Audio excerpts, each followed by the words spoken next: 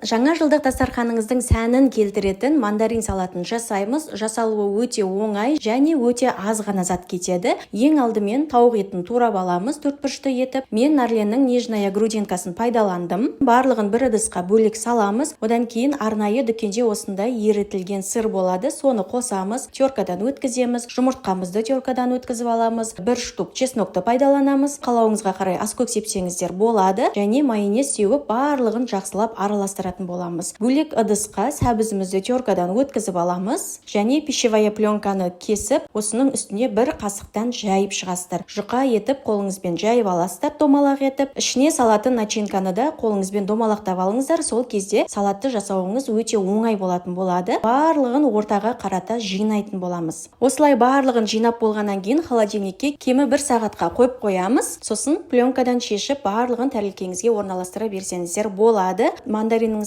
одан сайын әдемі көрік беру үшін мен петрушканы пайдаландым. Осылай пышақтың көмегімен ортасына қарата орналастырып шығатын боласыздар. Жасап көріңіздер, сіздерге жаңа жылдық идея. Видеоны жоғалтып алмас үшін міндетті түрде сақтап алуды ұмытпаңыз.